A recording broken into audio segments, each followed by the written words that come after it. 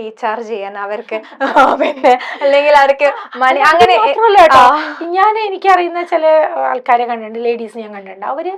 ഞാൻ ആലോചിക്കാം, സാധാരണഗതിയിൽ നമ്മൾ ചിന്തിക്കുക എങ്ങനെ ഒരാൾക്ക് ഒരാളെ പ്രണയിക്കാം, ഇനി ആ പ്രണയം ഇല്ലാണ്ടായി വീണ്ടും അടുത്തയാളെ പ്രണയിക്കാം, അങ്ങനെ എത്ര വേണമെങ്കിലും പ്രണയിക്കാൻ പറ്റുന്ന അവസ്ഥയുണ്ട്.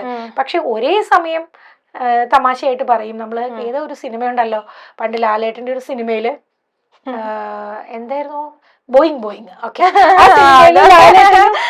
ഒരേ സമയം 5-6 കാമുകിമാര് ഒരേ വീട്ടിൽ തന്നെ. അത് പറഞ്ഞ പോലെ.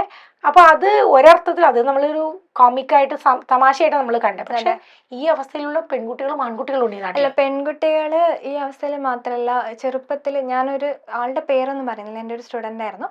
അവർക്ക് അതായത് അച്ഛന്റെ ഏട്ടന്റെ മക്കള് സെക്ഷലി അബ്യൂസ് ചെയ്തതാണ് ചെറുപ്പം തൊട്ടേ. അപ്പൊ ഇവർക്ക് ഇതിൽ എന്തോ ഒരു പ്ലഷർ കിട്ടിയതിൽ. അപ്പോൾ അതിനുശേഷം ഇവരുടെ വൂണ്ടഡ് ഷാഡോ ആണ് സെക്സ് എന്ന് പറയുന്നത്. അപ്പൊ അതിനുശേഷം ഇവർ എൻ്റെ അടുത്ത് വന്ന് പറയുന്നത്, ഒരുപാട് ആളായിട്ട് പ്രണയത്തിലല്ല, കല്യാണം കഴിച്ചിട്ട് പോലും ഇതിലേക്ക് പോയിക്കൊണ്ടേയിരിക്കുകയാണ്, UK പോയിട്ടും ഒക്കെ. അവിടെ നിന്ന് അവര് ലാസ്റ്റ് സൂയിസൈഡ് ചെയ്യാനുണ്ടായി, സൂയിസൈഡൽ അറ്റംപ്റ്റ് ആണ് ചെയ്തത്. അതായത് ഇങ്ങനെയുള്ള കേസിൽ ആളുകൾ ഡിപ്രഷനിലോട്ട് എത്തുകയാണ് ചെയ്യുന്നത് പിന്നീട്.